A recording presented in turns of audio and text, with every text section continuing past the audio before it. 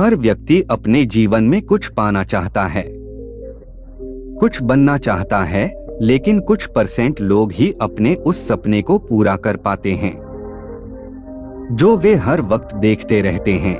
इसके पीछे क्या कारण है, क्या आप भी जानना चाहते हैं? अगर हाँ, तो यह कहानी आपके लिए ही है। तो चलिए कहानी को शुरू करते हैं। दोस्तों, एक बार गौतम बुद्ध अपने कुछ भिक्षुओं के साथ एक गांव से गुजर रहे थे और उस गांव में पानी की व्यवस्था बिल्कुल भी नहीं थी, जिसके कारण लोगों को अपने गांव से बहुत दूर पानी लाने के लिए जाना पड़ता था।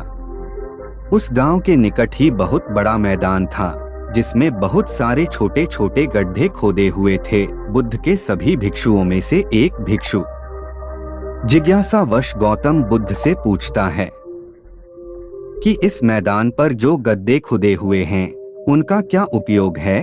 अपने भिक्षु का प्रश्न सुनकर बुद्ध मुस्कुराते हैं और कहते हैं कि मेरे प्रिय भिक्षु, इस गांव में पानी की बड़ी समस्या है और इसीलिए इस गांव के लोगों ने पानी की खोज में या छोटे छोटे गड्ढे खोदे हुए हैं। उत्तर सुनते ही वह बौद्ध भिक्षु कर वहां पर चला जाता है और उन गड्ढे में पानी खोजने लगता है, परंतु उस बौद्ध भिक्षु को उन गड्ढों में एक पानी की बूंद भी नहीं मिलती। उसके बाद वो गौतम बुद्ध के पास वापस आकर पूछता है कि बुद्ध, इन गड्ढों में तो पानी है ही नहीं। उसके बाद गौतम बुद्ध मुस्कुराते हैं और अपने भिक्षु से कहते हैं कि प्रिय भिक्षु, क्या तुम्हें बहादुर लोगों की जाति भेद दिख रही है? इस पर बौद्ध भिक्षु कहता है कि हाँ, गुरुवार में देख रहा हूँ। इसके बाद बुद्ध कहते हैं कि वे सभी लोग इस गांव से बहुत दूर एक नदी है, वहां से पानी लेने के लिए जा रहे हैं।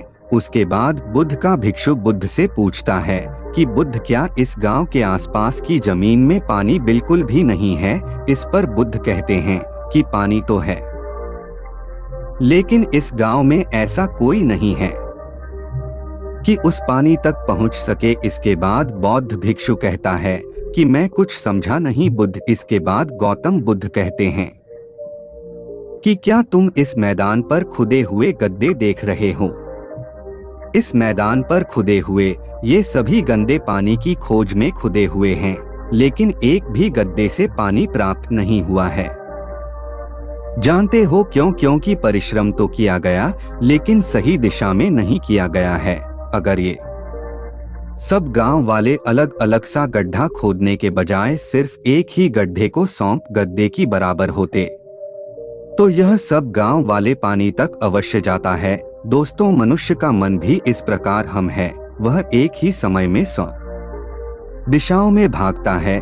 अगर मनुष्य अपने मन को एक ही दिशा में लगाए तो वह अपने लक्ष्य तक जरूर पहुंचेगा, परंतु बहुत ही कम लोग इस बात को समझ पाते हैं।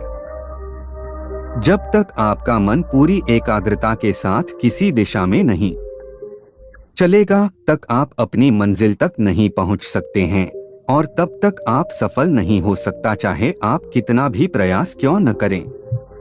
दोस्तों, यह कहानी आपको कैसी लगी नीचे कमेंट बॉक्स में कमेंट करके हमें जरूर बताइएगा। ऐसी ही कहानियों को पाने के लिए हमारे चैनल को सब्सक्राइब जरूर करें। सुनते रहिए। धन्यवाद।